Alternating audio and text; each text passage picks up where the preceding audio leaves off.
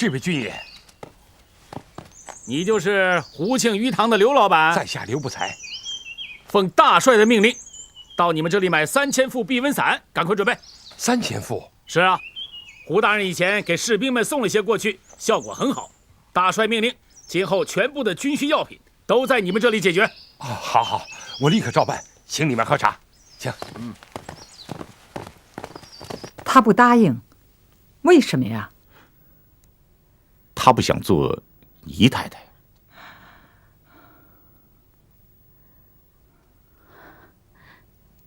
那他是想做什么？您千万别误会，他只是说进门以后依然叫她罗四太太，而不是姨太太。为什么？他希望当太太，这样呢可以帮你管管家，在外边呢可以帮小爷叔管点事儿。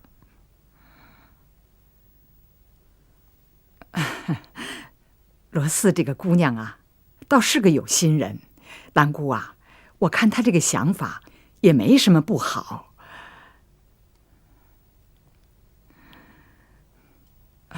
阿四他人呢？怎么没见他回来呀？他去姬鹤龄家接梅玉了。雪岩，难得你一心为民，我真的是要深交你这个朋友啊。大人，是雪岩在高攀大人呢。你高攀我什么呀？我高攀大人不是为了做官，是为了报答您是杭州的大救星。我今天能回家乡，王有龄地下有知，可以明我。承蒙大人看得起我，士为知己者死。你说我不攀大帅行吗？你太客气了。大人，雪岩是一介商人，当然有自己的打算。大人应该清楚，一个人的成功，一半是能力，一半是机会。雪岩能够遇到大人，那就是机会来了。你这话很实在，你的性情我也觉得很投缘。你倒是说给我听听，你喜欢的是什么事业？有一次，乾隆和方丈在寺前散步，眺望着长江。当时江面上有无数条船。乾隆就问方丈说：“在你眼里，江中有多少条船？”方丈回答说：“2条，明和利。”是有这么回事儿。那个老方丈说的也没错。大人，在雪岩眼里，不见得对。在雪岩看来，其实只有1条船，我们大家都在这条船上。何以见得？因为这个世界就是一个世界。雪岩啊，你总是有与众不同的见解。雪岩，我一直有一个梦想，却找不到一个合适的人去实现。今天，我总算找到了。大人，有什么事你就吩咐我吧。你太着急了吧？我还在等一个时机。现在我只能告诉你2个字：洋务。洋务？梅玉病了。来，梅玉怎么了？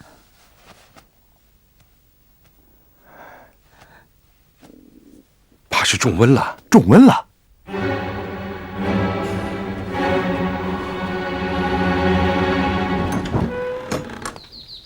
爷叔，我还是晚2天走吧。孩子病成这样，不知道哪天能好。有刘不才在这里，你就放心吧。再说了，你那里的事也蛮重要的，还是过去吧。梅玉的病得抓紧时间治啊。我晓得。还有四姑娘的事，本来我觉得挺简单的，没想到费这么多的周折。你可千万不要小看四姑娘，她也是个女中豪杰。你要是不把她娶进门，太可惜了。我还是担心大太太，我不能让她不开心呐。行了，过一阵再说吧。好吧，爷叔，那我就先告辞了。忙完了我再来看你。行，走吧。好。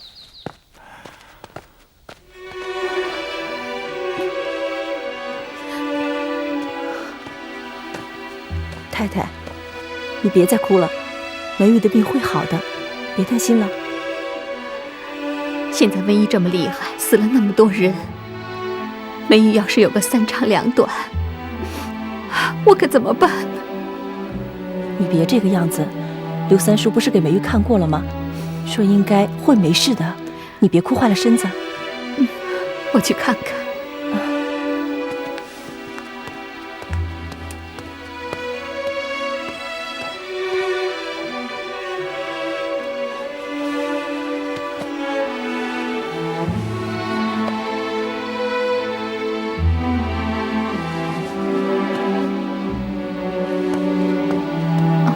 给我来，吃药啊。慢点。雪岩，孩子把药吃了以后就开始散热，如果3天能把热退下去，也就好了。知道了。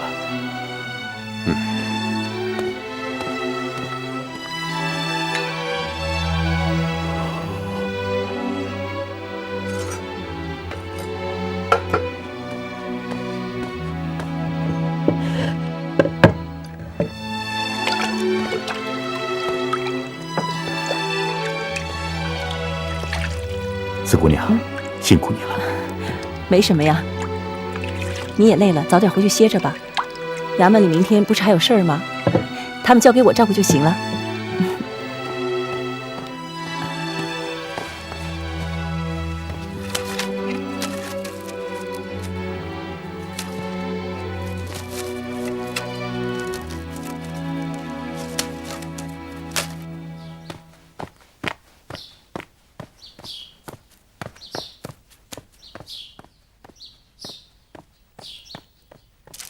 雪岩，我找你来是有一件事情要告诉你。什么事啊？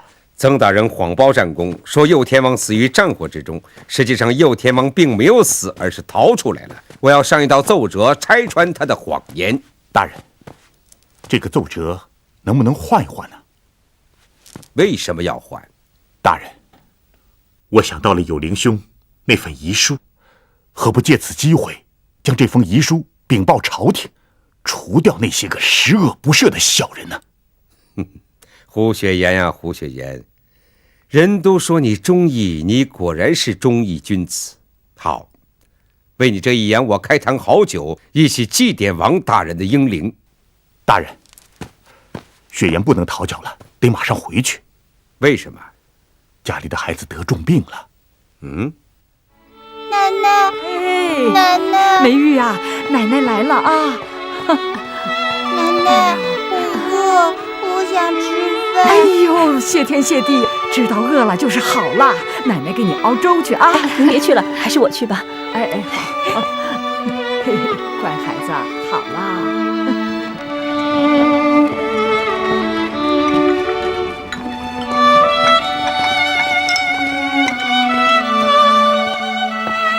梅玉乖，饿不饿？来，坐好。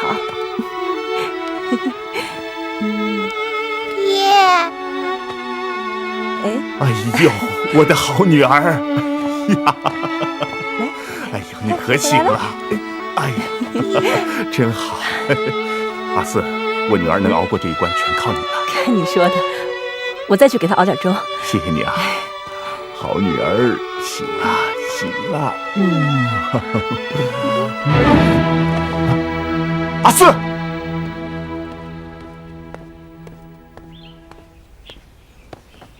三叔啊，阿四是怎么回事啊？他不是中瘟疫，是累的。那吃什么药啊？不用吃药，让他好好睡一觉就好了。嗨，这孩子啊，一定是为梅玉累病的。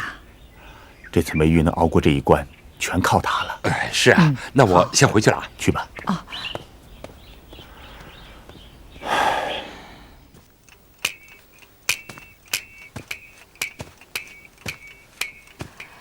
这洋人大概把花花肠子都用尽了吧，才设计出这些个洋玩意儿。啊，洋人有再多的花花肠子，那还不是为讨好您呢？这是哪个洋人送来的？哦，本来洋人是送给李鸿章大人的，但是李大人觉得自己受用不起，就送到您这儿来了。那就把它传上来吧。这，传李鸿章觐见。卑职叩见太后。起来吧。谢太后。这份折子是左宗棠上的，他说他要把洋人的那些洋玩意儿拿来为我们大清朝所用。你不是整天也嚷嚷着说要搞什么洋务吗？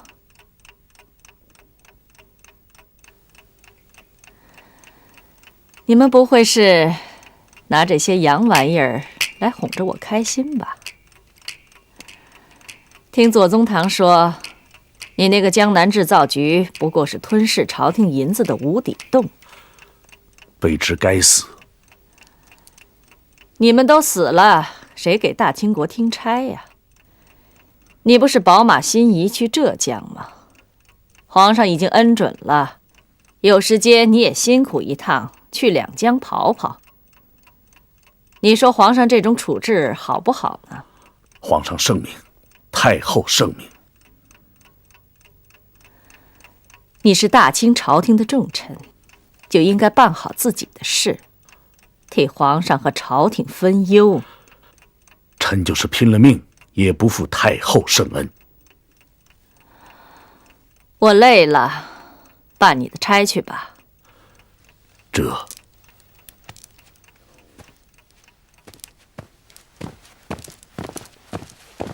下官参见中堂大人，恭喜大人接任两江总督。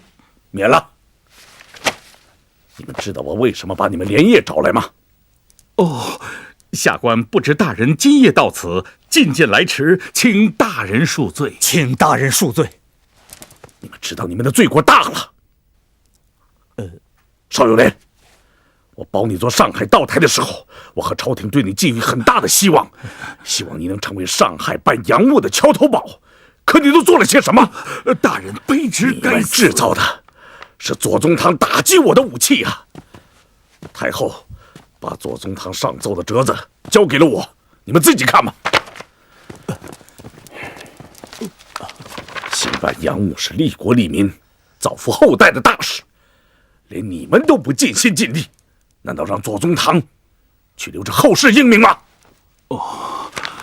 大人，卑职一定竭尽全力。卑职也一定竭尽全力报答大人知遇之恩。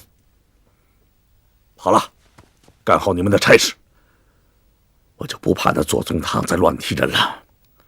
哼，他连自己身边的那些恶鬼兵都养不活，我看他拿什么去办洋务？快搬，快搬！好，拿过来啊！这个记一下。放这儿，好了，洗手间。这个拿啊！拿走，拿走。这儿，胡大人，左大帅有请。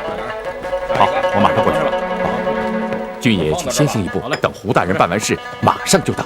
是。弟兄，你快点，快点！听说这几天左大帅在发脾气，你去见他要小心呐。为什么啊？来，还不是朝廷派了马新贻来当巡抚，没有用他推荐的蒋一峰，这就等于使他失去了浙江这块地盘。还有就是李鸿章调属两江，名位在左大帅之上，他心里能舒服吗？左李之争看来愈演愈烈。左大人也跟我说过，他想卸甲归田。卸甲归田？不可能。据我了解，左大人是一个极其有抱负的人，还跟我大谈要兴办洋务，怎么可能遇到一点事就要卸甲归田呢？不可能，我根本不相信。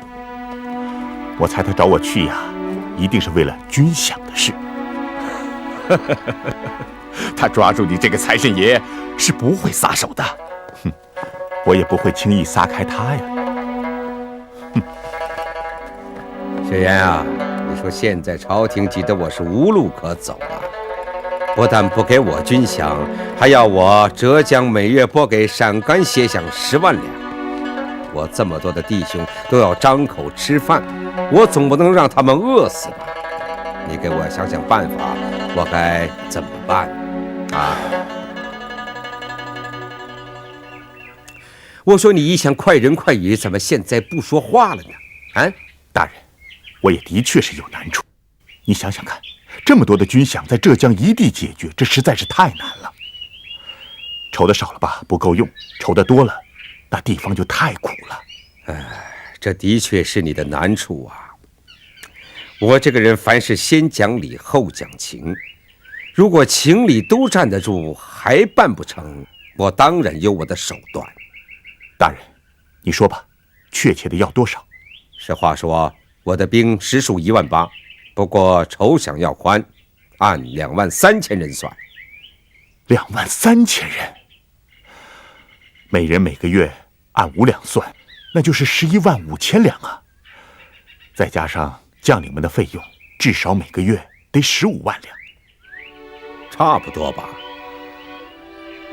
哎呀，如此大的数目让浙江一地解决，实在是太难了。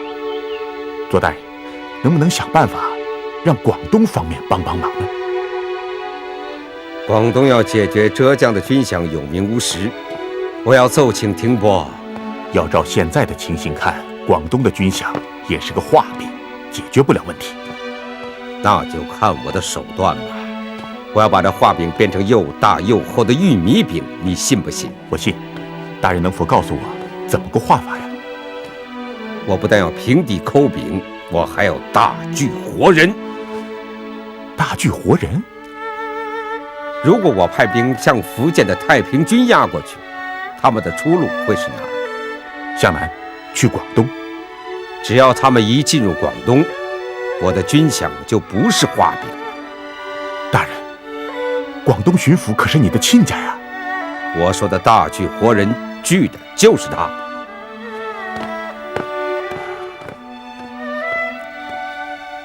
我这样做或许被人骂，但军务大事不能讲私情。我兵进广东，于心无愧。我明白大人的意思。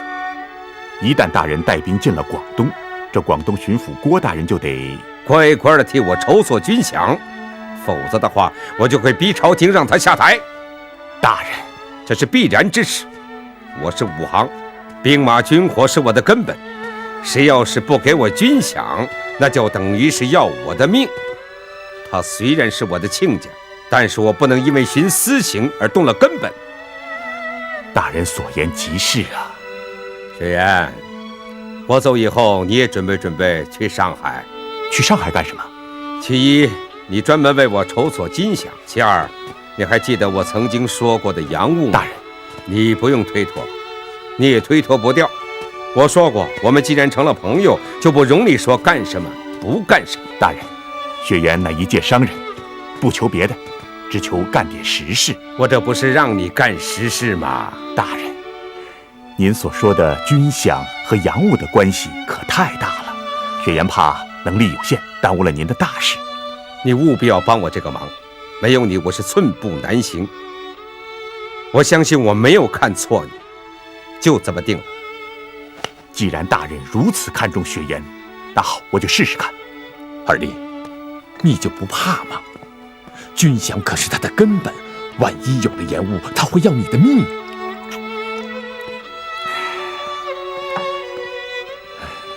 左宗棠的为人，我是有些了解。他这个人不好伺候啊。弟兄啊，这凡事啊，有他不好的一面，就一定有他好的一面。什么？他让我办军饷，就是办军务。如今左大人是雄心壮志啊，他要办洋务、办船厂、办军火，这样一来，等于给我们多开了几条商路。你说他的背景有多大呀？如果我办好了，这比做什么生意都赚钱。你的脑子怎么敢在这上面打转转呢？你真的把钱看得比你的命还重要吗？贺林兄啊，这人生一世啊，真的是瞬息万变，但是总要顺势而行啊。既然我被推到了这一步，又没有了退路，那我何不抱着左大人这面大旗，轰轰烈烈地干出一番事业来？你说的有道理。哼，真没想到王大人走了，你又遇到左大人。这是你的命啊！看来这辈子你是脱离不了官场了。一官一商虽有好处，也有坏处。雪岩，你要好自为之啊！季兄啊，其实我心里很清楚，这在外人看来我是风风光光，实际上如履薄冰，处处都有危险。但是我这个人呐，天生就好冒险，而且乐在其中，那就要看我自己有没有这个冒险的本事。我是怕你捅出个天大的窟窿。二弟呀，我看这事情还是把古迎春找来，咱们好好的谋划一番。是该如此。对了，我还应该把古迎春呢介绍给左大人。我们办洋务离不开他这样的人才。迎春啊，你到的这么快啊？是啊，我是推荐几个洋人来见左帅。介绍洋人干什么？左大帅要请洋人帮他建船厂。建船厂这么快？对啊，就在福建。看来左帅是要大干一场了，不但请来了洋人，还找了一艘小火轮，就停在西湖边上。说了，让你明天也去见识见识，看完了跟他回福建。可是我也不会造船啊。不会造船可以帮他建船厂啊。轩辕兄啊，我看是你时机到了。左帅要搞洋务，少不了你这个帮手。你呢，也可以借此机会大干一场。说得好极了。哎呀，大人，可把你等回来了。哎呀，盛大人，我的府库都被你掏空了。刚才我到各官去给你吹碎银，你怎么又跑到这儿来要银子来了？大人卑职不是。不是什么？你那么盲目的把摊子铺得那么大，你又是建船厂又是盖厂房，我问你，造船的图纸你买到了吗？大人，卑职就是为这个事才急着请大人回来的。怎么，有眉头了？这下好了，我对李中堂也有个交代了。大人，出大事了。出什么大事了？大人，你应该知道杭州富商胡雪岩吧？他怎么了？还有一个叫古应春的洋帮办，没想到也和左宗棠搭上线了，而且他甘愿做左宗棠的钱包，替左宗棠到福建去建造船厂。这古应春这小子还弄了几张设计图，请了造船的洋人也见着左宗棠大人了。你说的当真？千真万确。大人，我们该怎么办？还能怎么办？不管花多少银子，你一定要尽快想办法把这张设计图纸搞到，赶快去办吧。是。大人，您呢？我得马上写个手本，派800里加急把这件事情禀报给中堂大人。雪岩，你等等，我跟你说句话。什么事？我和娘商量了一下，定个日子，该让四姑娘进门了。她提的条件，我答应了，早点办了吧，免得她在咱们家心里定不下来。我先去祭奠她的父母吧。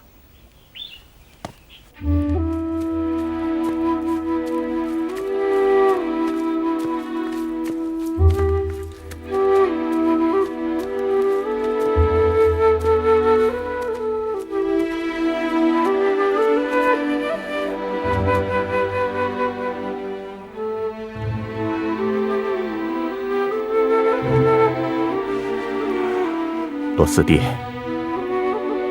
罗四娘，今天我和四姑娘来看你们了，你们放心吧，四姑娘要进我胡家的门了，我一定好好的待她，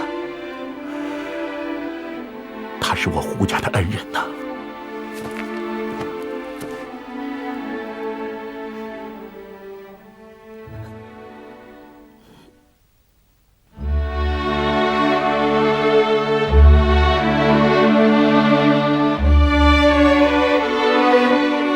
阿四，都怪我，早就该把你娶回来了。现在也不晚呢。你笑什么？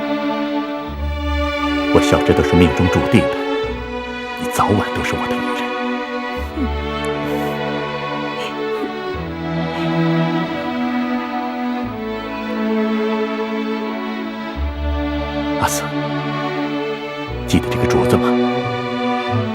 摔碎了，我把它补好了，一直留着。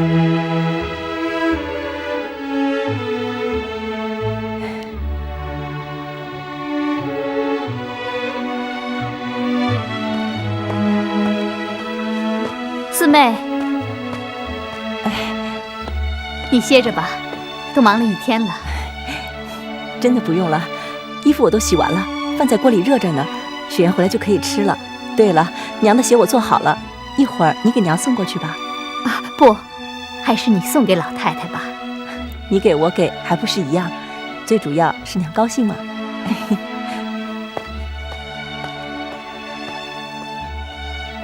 雪妍，南方天气热，你多带一些单薄的衣服过去，还有袜子我也给你做了几双薄的，就放在那个箱子里面，自己记得换。哎呦，你看你，我又不是这么大的小孩子。行了，我最大的福分就是把你娶回来。看看这个家，井井有条，太好了。哎呀，好极了。雪妍，你明天就要走了，而且也不知道走多长时间。今天晚上你去太太那儿吧，有什么事情也好交代交代。有什么好交代的？有你在我就放心了。那你也不能在我这儿。为什么呀？你想啊，以前太太跟你吃了那么多的苦，现在我又进了门，我不想让太太觉得心里面不高兴。我们大家是一家人，总要高高兴兴的才好啊。人家兰姑没那么小气，就是她让我到你这儿来的。阿四，人家都说我胡雪岩的命好。哎呀，总能够遇到贵人，其实他们是不晓得呀。我最大的福分是娶了你。行了，你跟大太太能够这样互敬互让，我在外面就放心了。真没想到啊，德可悲先生居然是我们大清国的三品参将。有什么奇怪的？我喜欢你们的历史，我在这里工作，所以我同意穿这样的衣服为朝廷效力。明白明白，我觉得应春兄，雪岩兄，哎呀，你什么时候来的？大人，您说的贵客原来就是雪岩呀！别，顾先生，我已经备好了宴席为胡先生接风，你陪客人先入席吧。好，请吧。好，谢谢。好，请，这边请。来，雪岩，来，大人请。你给我举荐的个个都是人才，我相信用不了多久，你就可以看到我们自己造的小火轮了。还是左大人有福气。如果没有你这个财神，哪有今天呀？大人实在是过奖了。大人有如此大的宏愿，雪岩深为感动。我想今日能够仿造出小火轮来，来日就一定能够造出一艘大军舰来。就是这个意思。福建沿海非兵舰不足以保海疆御外敌，没有自己的兵舰就会饱受欺凌，所以我一定要建一个船厂，造出自己的第一艘兵舰。左大人，你有如此大的宏愿，雪岩作为商人，一定会为你尽全马之力。雪岩，老夫谢谢了。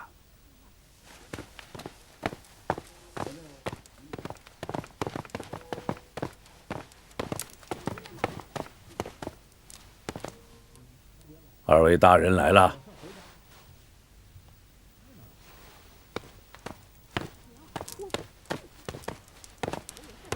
卑职给中堂大人请安。邵大人，你的快递我早就收到了，可是我一时还腾不出空来。卑职有负中堂大人的栽培，请大人恕罪。邵大人，我刚刚注意到，你修建这个行辕可是费了不少功夫啊。尤其是那张看似普通的中堂，那可是出自前朝名家之手，是一张好画啊！大人，卑职没有办妥大人交办的差事，请大人治罪。二位大人这是怎么了？一个让我降罪，一个让我治罪。谁的事谁没有办好，那就尽心去办好了。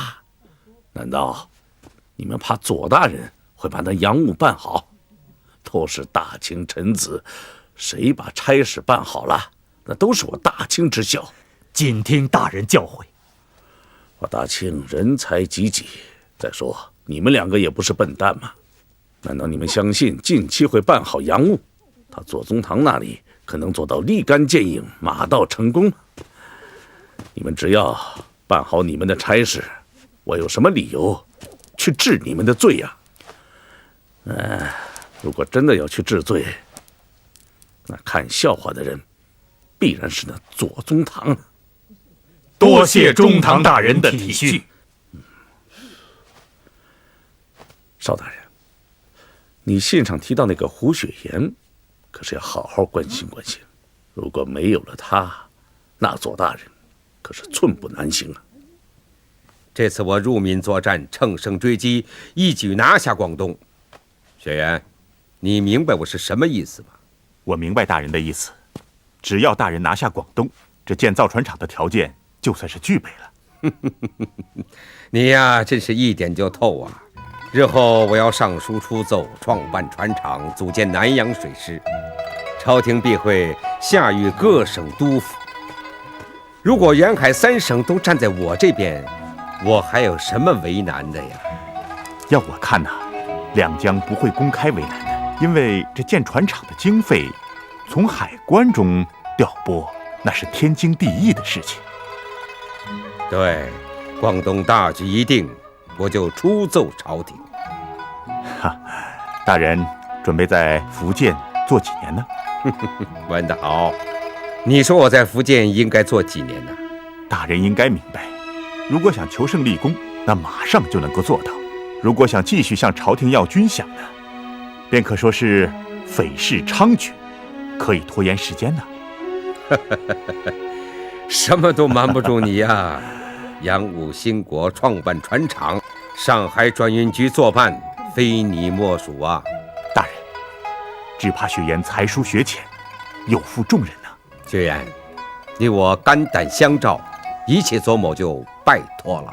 大人，千万别这样说，雪岩一定尽全力，帮大人毫无顾虑地去拿下广东。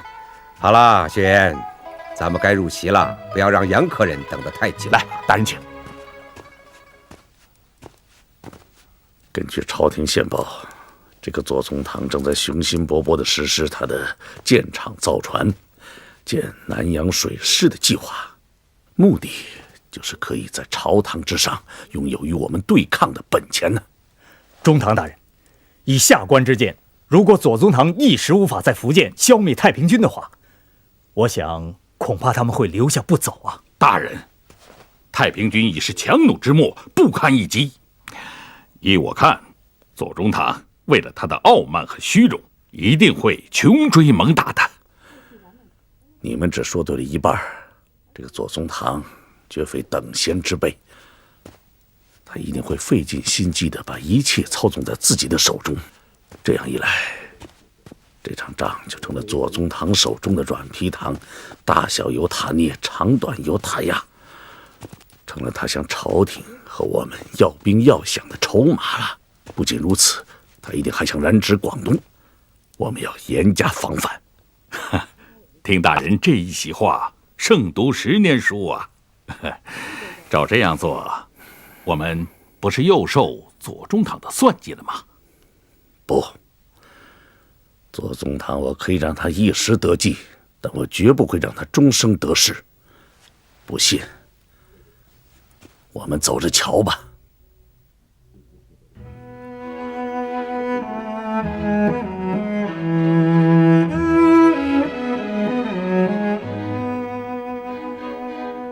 左大人，这曹帮的尤武，他不但是我的恩人，而且做事很有些能力。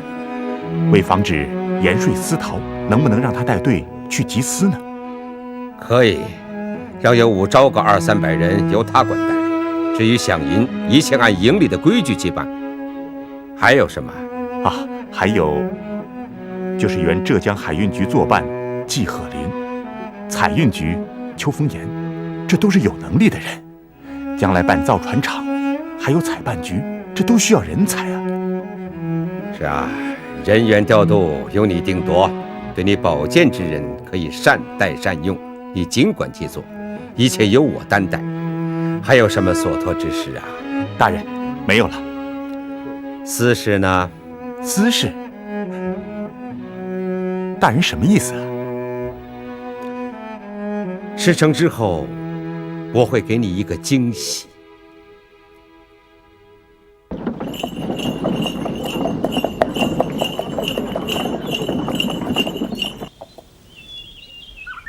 大人，听说那个叫胡雪岩的已经来到上海了。从福建跑到上海，来者不善呐。大人，您说的没错，我看他是来抢我们的饭碗，夺我们地盘的人。此人不可小看呐！运送曹粮，竟然让曹帮有武为他卖命。生死大战，又令庞老二、白会长俯首效劳，逼迫洋商吉布特就范。杭州光复又运去粮食万担，成为左宗棠的心腹啊！还有那个傲视天下的古应春，跟鹰犬般似的，整天跟在胡雪岩的屁股后面跑。这个胡雪岩并非等闲之辈，手段厉害呀！此人不除，必成祸患。大先生啊，您总算从福州回到上海来了，这里有大量的业务等着您回来决策处理呢。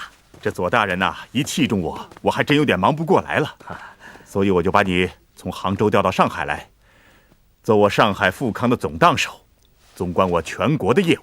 如今富康在全国已有18家钱庄和银号分号，已经遍布大江南北了。特别是京城的客户中，有不少是王公大臣。您看，有恭亲王奕欣、刑部尚书协办大学士文玉，好极了。这一点就非常的重要，想办法紧紧地抓住他们。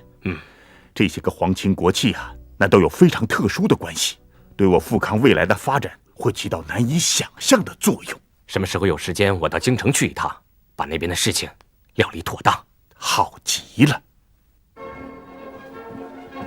来，轩辕兄啊，我给你介绍一下，这位是德国的军火商汉斯先生，这位是德国泰来洋行的经理福克先生，这位是英国的公使陆金先生。不用介绍了，上一次军火生意、生丝生意，我跟他们打过交道。承蒙各位关照。哪里，我期待着与胡先生良好而又愉快的合作。既然大家都认识了，就是朋友了。那么我就实话实说，来，请给我们上点酒，谢谢。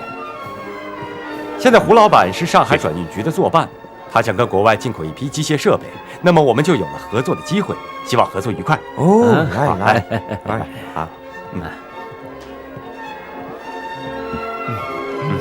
谢谢。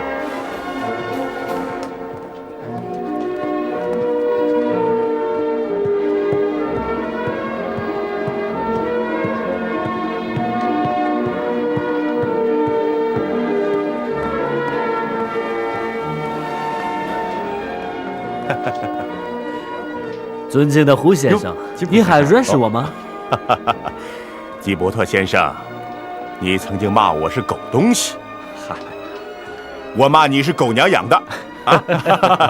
我们都是狗，其实狗是最忠诚的。你是我值得尊敬的朋友，我们再签3年的生丝供应的合同，可以吗？可以，只要价格合理，我们可以成为亲密的合作伙伴。上海道台邵有莲来了。哦，你好，你好。哦，请。哎呦，雪岩兄，大人你好。本来想着明天前往宝府打扰，没想到今天在这里见面了，实在是失敬。哎，缘分呐！雪岩兄风尘仆仆来到上海，不顾旅途劳顿，连夜赶到这洋商俱乐部做起生意来，实在是令人敬佩呀！大人过奖了，雪岩乃一介商人，只能是在商言商。哎，其实我们都是为了朝廷洋务出力的，何分你我呢？胡老板，今后如有商务之事，尽可直接找我，也可以找这位江南招商局的主办盛宣怀大人。您好。盛宣怀盛大人，久仰。今天我们相识了，日后请多多关照。来，请坐。好，请坐。早就闻知胡大人从钱塘江杀入了黄浦江了，抢占了上海滩的半面天空了，真是令人钦佩钦佩啊！不敢不敢。更新闻胡大人现在在左帅手下正筹建一个造船厂。我个人认为，造船不如买船，造船得先选厂址，请洋匠搞设计、建码头，费时长、见效慢。买船，船到即可使用。对，正如买洋人的枪炮，到我手中即可使用。是啊。盛大人说的也有些道理啊。我江南招商局正在购买一条火轮，客货两运，兼运漕粮，费银20万两。我就不知道有没有这个荣幸能请胡大人成为我们的股东啊？可以。战乱平息了，现在市面有些起色，我入2万股，以表我的诚意。哎呀，胡大人办事痛快。不过，盛大人，我得说一句话。这买船固然是简洁可行，但是我泱泱大国，海疆万里，不能只会买船而不会造船吧？您说的对，船终究还是得自己造。李大人和左大人都是朝廷重臣，南洋北洋实为一体。我江南制造局、招商局正在筹建一个造船厂，不知胡大人是否能将你的马尾船厂、兵船设计图纸提供给我们呀？可以，一旦图纸敲定，我立刻回复。盛大人，如果江南制造局能造出第1艘兵舰来，那是我大清之大幸啊！道台大人，你说呢？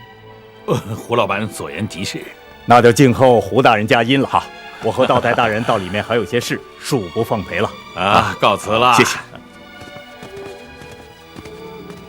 轩兄啊，初次见面，领教的如何呀？此人深不可测呀，看来上海滩不好待呀。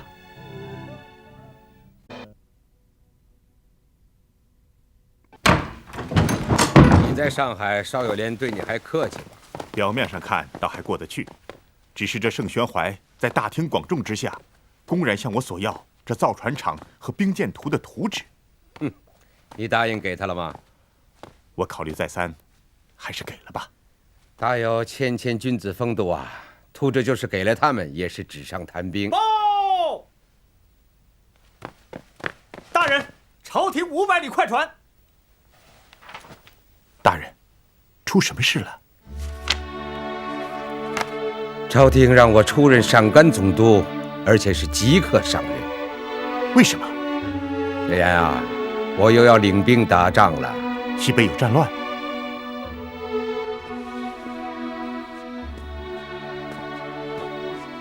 虽然外国势力帮助叛军已经占领了一些地方，我大兴万里江山，岂能入他人之手？是可忍，孰不可忍？大人，到西北带兵作战，那可是苦差事啊。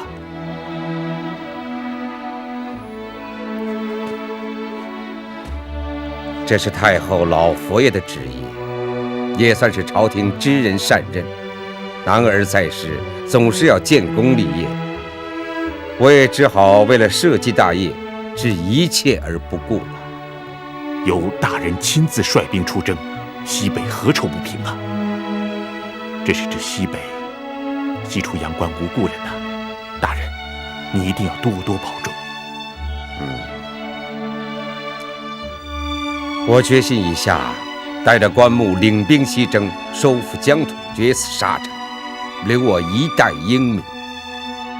大人，千万别这样说，你一定会凯旋而归。大人有什么吩咐，尽管说吧，我一定会尽犬马之劳。轩辕，西北成败与否，关键在于粮饷。大人放心，军饷粮饷我会尽心筹办。为长治久安，我要在西北屯垦戍边，不能急功近利，从长计议，杜绝后患。我明白大人的意思。大人，我跟你粗略地计算了一下，以你带5万兵计算，每年的军饷和粮饷至少要350万两。有困难吗？是啊，现在广东、浙江、福建3个省，再加上江海关的总饷，每年216万，相差太远了。是啊，萧炎，我要进京向朝廷求降。说来惭愧，你在杭州善后局的垫款到现在都没有支付给你，现在军饷还没有着落，你有什么办法圆通啊？现在只有一个办法。有什么办法？只能向洋人借债。洋人会借吗？给他利息，洋人就会放款。但是要担保，江海关是最好的担保人。这些都不是我最担心的，我最担心的是，这泱泱大国向洋人借债，你说这朝廷会同意？国难当头，我已经顾不了那么多了。大人，恭亲王在给皇上的奏折上明明写着，我大清断无借洋债之先例，这样朝廷不会同意我们借的。姐，办大事最要紧的就是要拿主意。借什么？要借120万两白银做西征军饷之用？这数目也太大了。轩辕兄啊，你怎么敢承担下来呀？说实在的，刚开始我也是糊里糊涂的。可是左大人呢，对我恩重如山，我怎么能不知恩图报呢？可这左大人现在远征西北，从此咱们是靠山远去呀。万一以后在生意上有个三灾两难，他是鞭长莫及呀。这点你考虑过没有？考虑过了。可是我转念一想呢，这左大人一旦西征成功，那我大清的江山就得靠左大人维护。再说了，战事一开，买卖军火，这是多大的商机呀，利润大得惊人。哎呀，你也知道我现在的难处。你就说福建这个，为了左大人的这一批军火，我是舍去了20万。浙江那边呢，又是碍着他老人家的面子，又是30万。就这2单50万，你说我怎么吃得消啊？有生那么多的账啊！转眼开春，私茶两市都要热闹起来了，大把银子就要花下去。到那个时候，倘若富康周转不灵，岂不难堪呢？岂止难堪呢？这简直是要命的事。所以啊，这笔款子一旦贷下来，我们起码可以先垫付一下。等我们熬过了明年夏天，这丝卖出去了，我们不就活了吗？所以这笔款子一定要想办法给它贷下来。轩辕兄，这几千几万，我一句话就可以定下来。可这一开口就是120万呢，这谁也做不了主的。再说，银行借钱未借先要谈的偿还，一旦到期拖欠，那可怎么办？此事我和左大帅已经商定了，在他西征之前，先进京觐见皇上，请朝廷颁旨执行。哎，要是朝廷真能够颁旨，那我们倒是和英国汇丰银行可以谈判一下。不过这次可要你胡大财神亲自出马，去找他们的总经理麦林谈谈喽。那就好极了。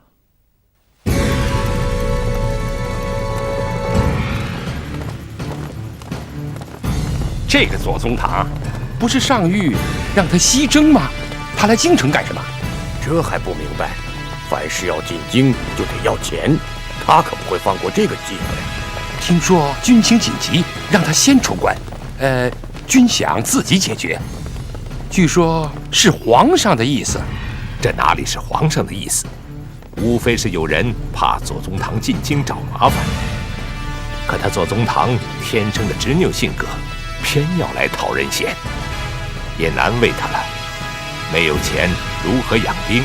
没有兵又如何打仗？请。你们也知道，西北自古以来就是个隐患之地。如果不安定下来，大清就不会稳固。左宗棠要去，自然是件好事。他如果有什么需要的话，你们就帮帮他。他这样也是为了大清，为了皇上嘛。你们说是不是这个理儿啊？太后圣明。太后，此次微臣贤命出征，自当万死不辞，报效朝廷。但西征成败，全在于军饷，此事关系重大，望太后为微臣做主。你西征的军饷大概还需要多少？5万兵马的粮草加上军火马队，最起码需要350万两白银。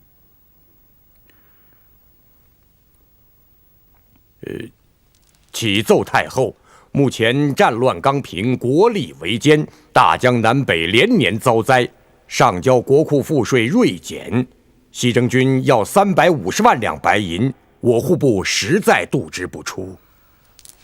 臣李鸿章启奏太后，户部所奏属实。大战之后元气大伤，此时发兵西征，恐怕会雪上加霜啊！是否待国力完全恢复之后，再出兵西征？西北历来为我大清的江山，怎么能容忍一小撮叛军背叛朝廷，投靠外国？祖宗留下的土地寸不可失，西征一定要立即发兵。军饷的事儿就是再难，你们要立即想办法解决。谢太后，臣来京之时，深知朝廷困难，已对军饷做了筹划。你有什么想法？臣以为西征军可自行屯垦，解决部分米粮之需，不足部分由各省协饷解决。臣也和南方沿海、福建、浙江、广东3省督府商定，每月均可拿出几万两白银作为接济。如果李中堂能够把他主管的北洋、天津，特别是上海的江海关、洋税中抽调一部分作为西征军饷，此事可无忧矣。不，左大人，我所管辖的海关并不宽裕，事实是捉襟见肘啊。再说，北洋的金海关，那些税收是为了要筹建北洋舰队。上海的江海关，洋人汇款不多啊，所以要我协饷，实在是力不从心呐。为朝廷西征提供军饷，是大清臣子的责任。南洋各海关均大力支持，你在江海关月进白银60万两，怎么就一毛不拔呢？左大人，你是只知其一，不知其二。我们好了，不要再争吵了。此事李鸿章与上海道台磋商一下，能出多少协饷，并奏朝廷不得有误。臣遵旨，臣立即到上海去商议。太后，西征军饷不能稍有间断。大西北在万里之外，交通十分不便。冰天雪地之中，弟兄们如果吃没得吃，穿没得穿，如何打仗？李中堂，你身为朝廷重臣，国家危难之际，你就不能多一些担当吗？李鸿章，臣在。我看左宗棠如此的恳求，你就从江海关每月拨出3万两银子，作为他西征的军饷吧。臣遵旨。谢太后，120万两白银，这可是个天文数字啊！麦林先生，正因为数额巨大，所以我们才找到了汇丰银行，因为我们知道贵行在世界银行里的地位和声誉。另外，你也应该清楚，如果此事成功了，那贵行在大清的地位将会大大的提高，你们所获得的利润，当然也应该是十分可观的。是的，我当然知道，但是我更知道，万一到期你们不能归还这笔巨款，那怎么办？麦林先生是不相信我大清朝廷？不是，如果这笔贷款真是作为军饷，得由贵国政府出面与我们交涉，否则我们不能考虑。因为在此之前，大清政府还没有向外国贷款的先例。如果谈判成功了，我大清朝廷一定会支持。顾先生、胡雪岩先生在你们官场上的影响和势力究竟有多大？请你真实的告诉我。麦林先生，我们有一句古话叫“有钱能使鬼推磨”。胡先生是财神，他的钱可以买下浙江省的半壁江山，半个浙江省相当于你们英伦三岛中的其中一个。麦林先生，还要我做什么解释吗？不，好吧，那就请给我一点时间，在我向英国政府报告这件事之后，我们再继续商谈。胡先生，你认为呢？好，那我就盼着你的早日答复。同时，我也得提出来，在谈判没有结束之前，谈判的内容一定要严格保密。好。宣怀啊，中堂大人来电报说，左宗棠尚未西行，他先到京城向皇上和两宫太后启奏，要求落实西征军军饷，除各省协饷外，还特别指明要我们江海关要给予军饷。李中堂大人据理力争，但是西太后态度坚决呀，硬是从江海关挖走了3万两西征军饷。为此，李中堂大人要我们密切注视左宗棠和胡雪岩的动向，以防万一呀。大人，据下官所知，胡雪岩未经朝廷同意之前，已向英国汇丰银行要求借贷120万两银子。什么？120万两？我怎么一点也不知道啊？此事肯定是胡雪岩和左宗棠的主意，我要赶紧奏明皇上。奏明皇上有什么用呢？朝廷现在正在为西征军的军饷烦恼，胡雪岩能替朝廷借到洋债，那正合朝廷之意呀。我想这次功劳会落到他们身上了。这么说，我们是卡不住这笔洋贷款了？我看是卡不住，不过要卡，可以从江海关那笔协饷来卡。对，宣怀啊，上海是李中堂大人的天下，也是我们的天下。现在胡雪岩作为左宗棠的亲信，从杭州把手伸进了上海，竟跨越商政两界，这对我们可是莫大的威胁呀！可怕，实在是可怕呀！朝廷这一次一定会为西征军提供枪炮弹药，我想胡雪岩一定不会错过这笔大生意。宣怀啊，你赶紧想办法把这件事情揽下来。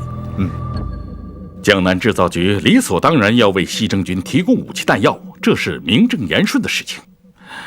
如果江南制造局一时半会儿还制造不出来，那就赶紧向洋人购买，买就要快，一定要快。下官即可操办此事。另外大人，我想不妨请申报刊文，揭露胡雪岩向洋人借款一事，让言论四起之后，麦林会迫于舆论的压力，取消与胡雪岩的谈判，叫胡雪岩求贷无门。好，卖报！看胡大财神胡雪岩上蹿下跳，丑态毕露，向洋人借债了啊！看报嘞！来一份。哎，好嘞，给您先生。给我来一份。哎，给您一份。好嘞，看报。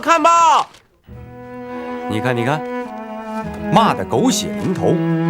布政使胡雪岩如同哈巴狗，向洋人摇尾乞怜，借助西征燃眉之急向洋人举债，将重力施于他邦，将贫民播于世界，有失国家尊严，此乃国耻一说。这国耻二说云：行了，真是岂有此理！这件事不是说好了一定要保密的吗？这报社怎么知道的？这在上海滩，什么事情能保得住密呀？如今闹的是沸沸扬扬，你说该怎么办？立刻发一封快报，转告左大人，我们要取得左大人的积极支持。来，干杯！尊敬的盛先生，归国的事情太复杂了，比起复杂的数学难题还要复杂。至今为止，胡雪岩并没有向我们借任何的债务，我们也没有借债给他，连意向也没签。难道凭意向就可以攻击胡雪岩吗？何况我们连意向也没有。麦林先生，胡雪岩这个人是很有能耐的，也很会搞欺骗。如果他是一个骗子，那我们就一起来揭露他，让他滚出上海滩。好。知道了，罗斯太太。四妹，四妹，怎么了，姐姐？我听说雪岩闯祸了。闯祸？闯什么祸？说他解洋前丢了大清的面子，报纸上登了很多骂他的文章。刚才在街上，路上的人指指点点的都在议论，吓得我赶紧跑回来了。姐姐，我想你用不着担心，雪岩他不会干傻事的。如果他去借洋债，就一定有他的道理。那人家怎么骂他呢？他们想骂，就让他们骂好了。我们又没干什么亏心事，有什么好怕的？我想呢，雪岩一定是帮左大人在干大事情，要不然他们也不会这样的。你说是不是啊？是啊，他现在也不缺钱呢。所以说，你有什么好担心的呢？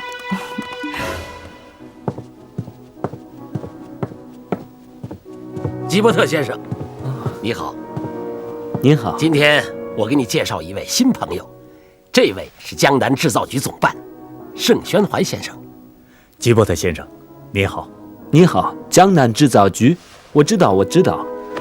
你们很多机器都是通过我们伊和洋行进口的。吉伯特先生，今天我找您的目的是想请您进口一批枪炮弹药。枪炮？你们江南制造局不是已经会制造了吗？我们制造太慢，质量也差，不如进口的枪炮是又快又好啊。数量大吗？非常之大，是提供左宗棠西征军用的。左大帅的西征军，我知道。胡雪岩已经在找我们洋商商谈有关事宜，所以我想尽快和您做好这笔生意，不要落到胡雪岩的手里。OK， 我认识一家专做军火生意的奥林公司，是国际著名的军火商，总部设在伯明翰。你们需要多少长枪、大炮、弹药？我派个电报去，一定会按照规定的期限运到上海。那太好了，那我就代表江南制造局、上海道台邵友莲及北洋大臣李鸿章大人先谢谢您。等军火一到，我们会当面重谢。这就是军火采购单。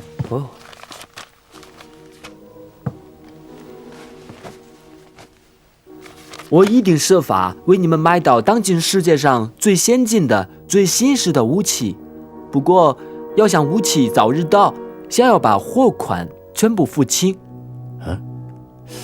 先要付清，我想恐怕很难。再说朝廷现在财政正困难，拨给我们江南制造局的经费也非常有限呢。盛大人是江南制造局的总办，可多向李鸿章大人和上海道台要求。既然你们在与胡雪岩抢这笔生意，时间就是金钱。如果成功，我吉伯特不会亏待你们的。你看这样如何呀，雪岩兄？大先生什么事？左大帅发电报来了。来，给我。好极了。迎春你看。哎呀，雪岩兄，那我们立刻找麦林谈判。走。看来此事已引起了麦林的高度警惕，准备随时揭穿胡雪岩这个骗子。很好。采购军火之事，那个吉布特，他到底怎么说呢？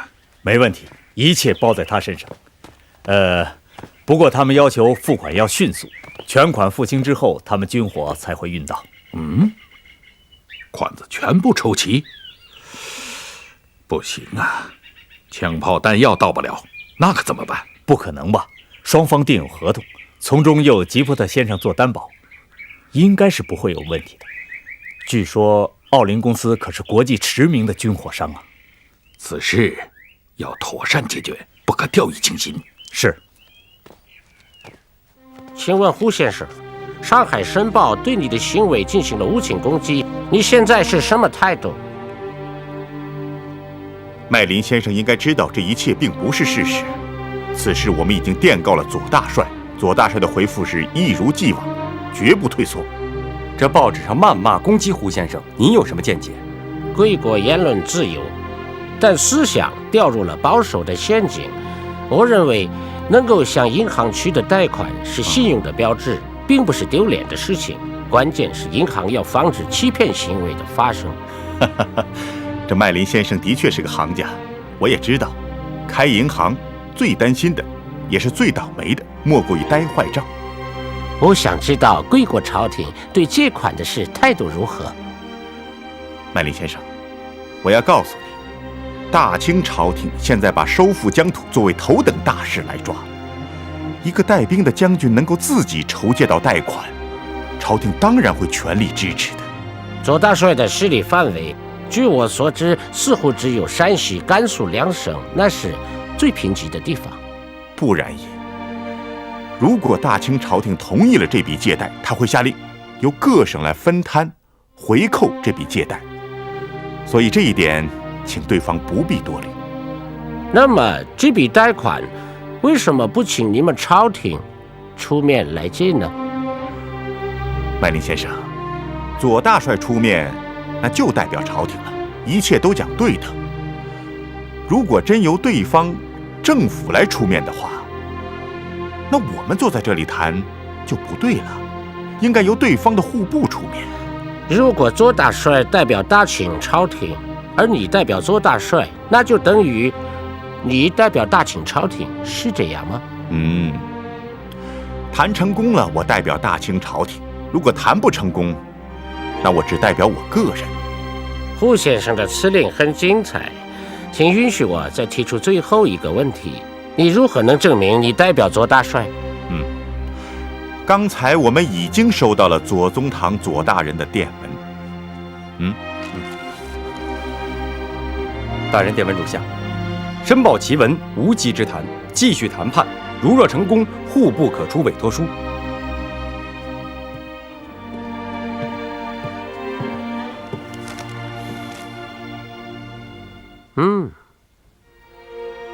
其他的就不用说了。好极了，下面我们就谈谈具体细节吧。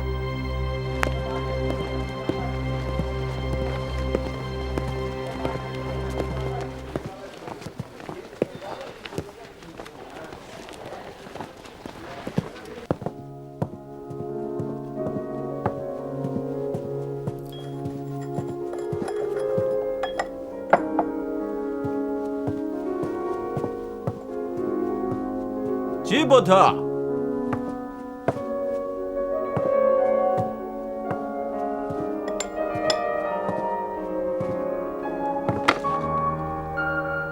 你好，吉伯特。你是？我是博尔。啊，我记起来了，博尔兄弟，你怎么会到上海来？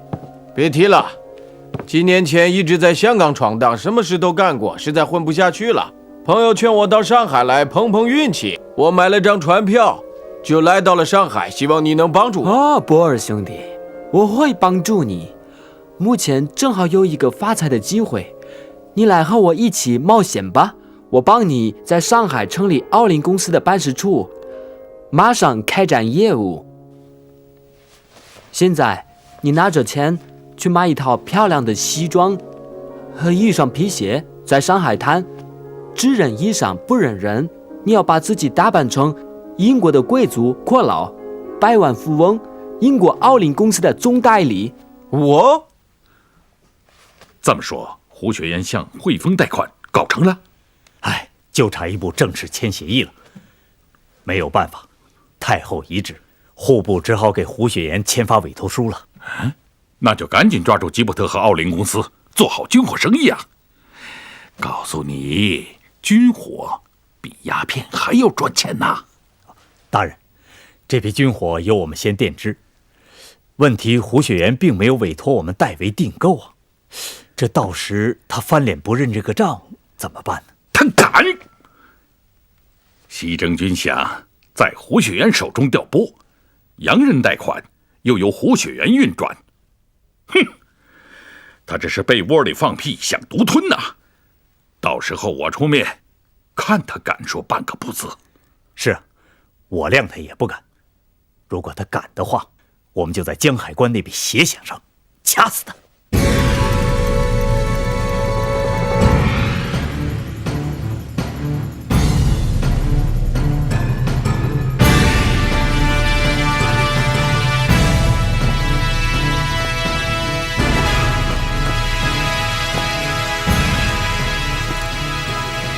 大帅，现在饷银缺乏，有的省拖欠不交，不知活血园向洋人贷款之事怎么样？我相信活血园会竭尽全力筹措成功。即便筹措成功，那也是远水解不了近渴呀。大帅承诺在3日之内解决欠饷，这饷银从哪儿来呀？把我的俸银拿出来，先发给弟兄。如若不够，再向宿州的商贾去借。大帅率先把俸银献了出来，为了西征的弟兄们，我也把俸银献出来。对，把俸银献出来。我们地处西域，水土不服，病疫流行，还需要医药保障。速发600里快船，请活血园即刻解运防病防疫的药材。是。并催请活血园向洋人贷款，从速圆满解决。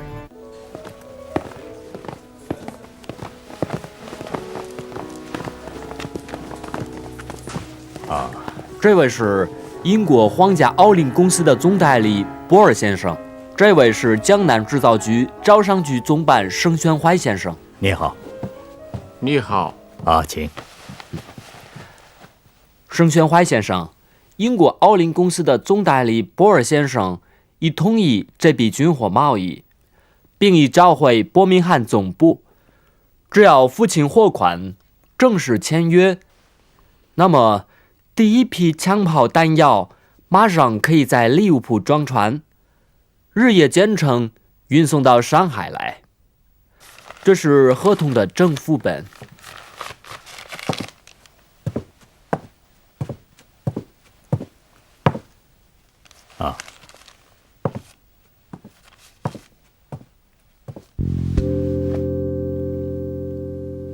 吉伯特先生、博尔先生，我对合同的总体协议是没有意见，只是对付款方式，我们上海道台大人答应只先付一半，按照惯例，另一半是得军火到达上海之后，我们会全部付清的。只付一半，博尔先生，你的意见呢？我们公司向来是全部付清货款才发货。我和盛先生初次打交道，有吉布特先生担保，可以先付一半。船一到上海必须全部付清，盛先生，你能保证吗？我当然能保证。OK， 那就成交吧。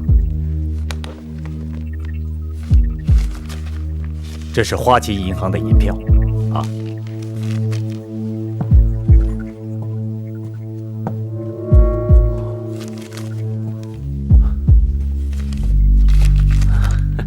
OK， 盛先生，明天还是在这里，还是这个时候，我会把5%的佣金交付给你，怎么样？谢谢了。好，来啊，我祝贺你们。这是空前的突破，在全世界，我们英国银行第一次向贵国提供贷款，也是贵国第一次向外国取得贷款。好，来，谢谢 ，Cheers， 干杯。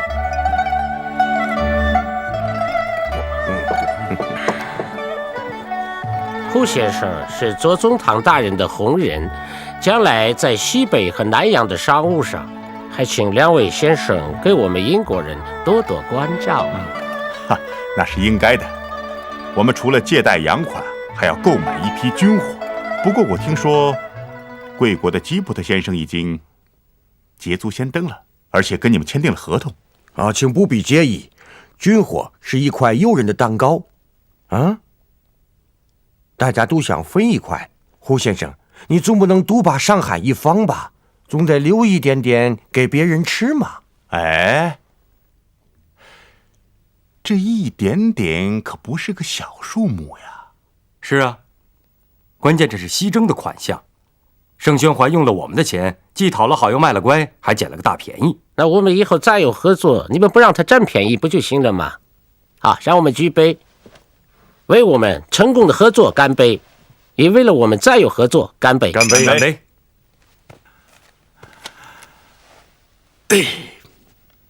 这贷款终于谈下来了。是啊，马上告知左大帅。好。哎，这洋人可厉害啊，月息8厘，付款先扣，不动窝就赚了10万两啊！哎呀，迎春，这开钱庄嘛，8个坛子7个盖，看你会盖不会盖。有110万在我手里，1年我至手翻一番。还是你精明的。请大先生，左大帅派600里快船来了，请胡大人阅后立即回复左大帅。一路辛苦了，马上带去休息。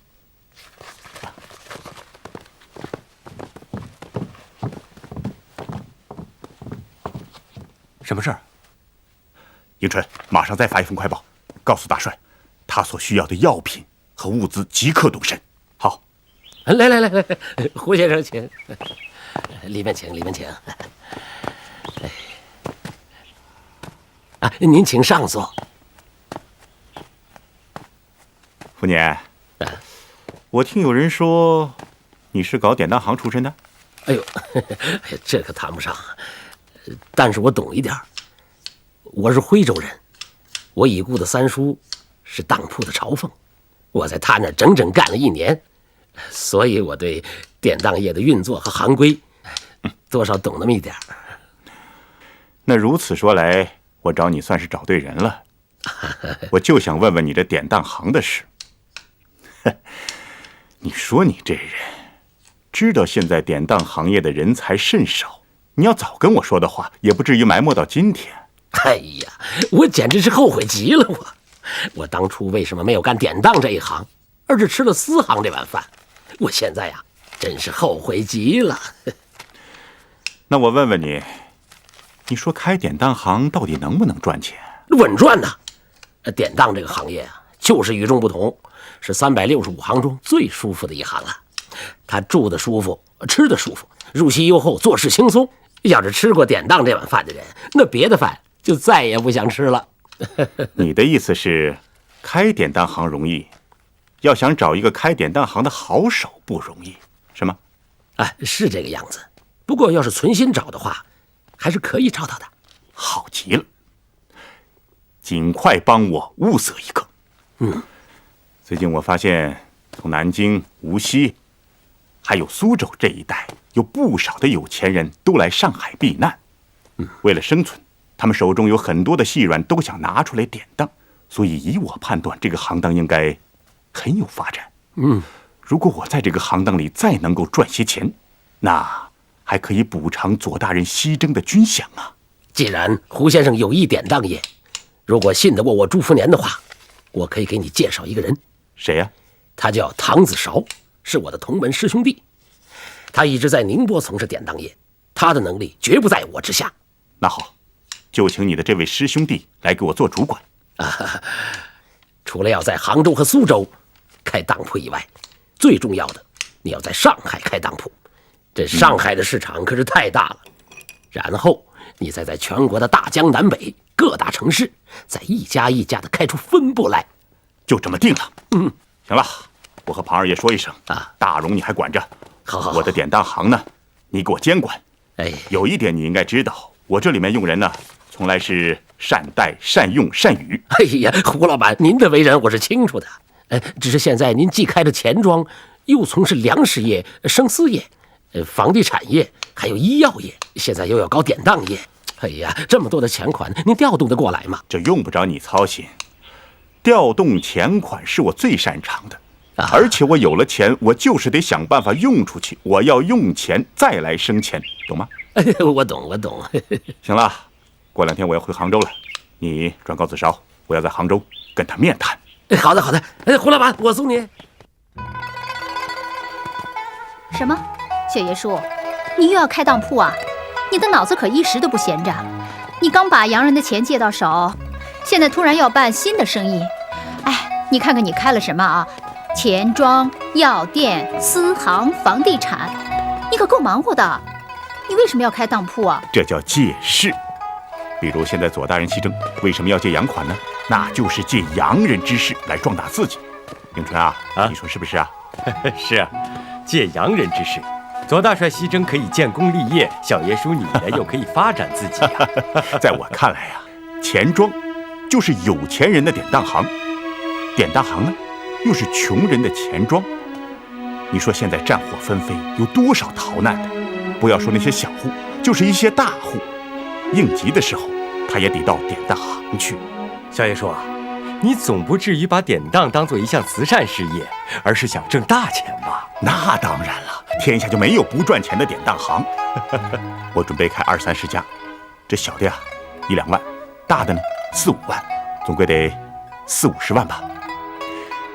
这40-50万一个月翻1番，生息1分，那就是4万5，一年就是54万。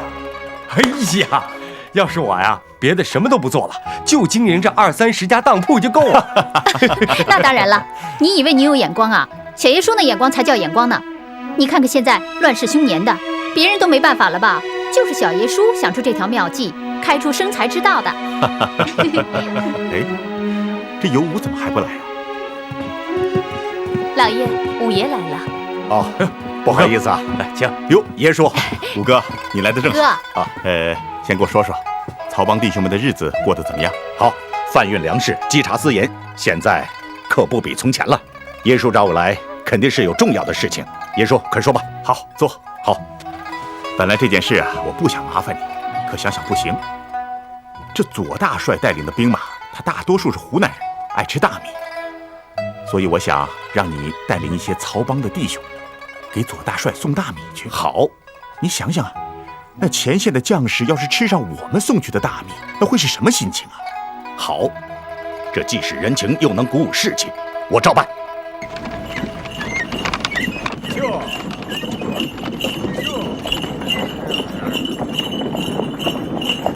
哎，快走啊！啊，就啊！哎呦，胡先生，来，别急，这是你的。哎，胡先生好，这是你的。哎，拿着。哎呀，胡先生，啊，拿着。哎呀，胡大善人，你真是我们杭州城里的活菩萨呀！你的，为我们穷人送医送药，真是积阴德，积阴德。别客气，不客气。胡大善人，你们庆余堂年年如此，我们穷人有个小病小灾，也能不花钱就吃药治病了。哎呀，孩子，快给胡大善人磕头！谢胡大人。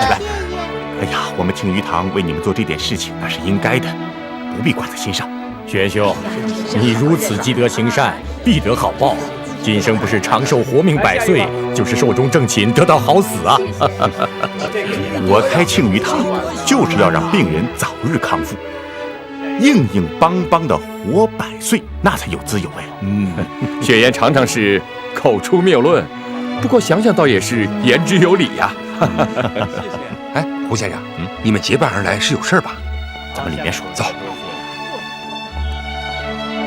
三叔，左大帅的西征军已经进入西北腹地，现在是疫病流行，急需我们支援药物。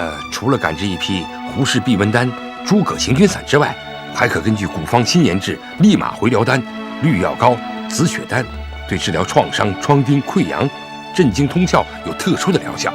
但是其中有几味药原料昂贵，熬药的工具也需要用金铲银锅。金铲银锅，马上派人去买，只要能制出好药，不惜成本，这样我才能保住我胡记的金字招牌。好，我立刻去操办。去吧。哎，风岩兄啊，咱们去喝几杯？哎呀，这大白天谈事儿，喝什么酒啊？我等着呢。薛元兄为西征大军带了洋款，那还不得请我们喝几杯呀？啊，有本事你就把西湖给我喝干喽！二位兄弟，我还得拜托你们，药治好了之后，由你们押运到西北，一定要面交左大人。二弟所托，大哥我义不容辞，正好去看看，领略西域风情。风岩兄，你说呢？我呀，只要有酒喝就行。好，行，走。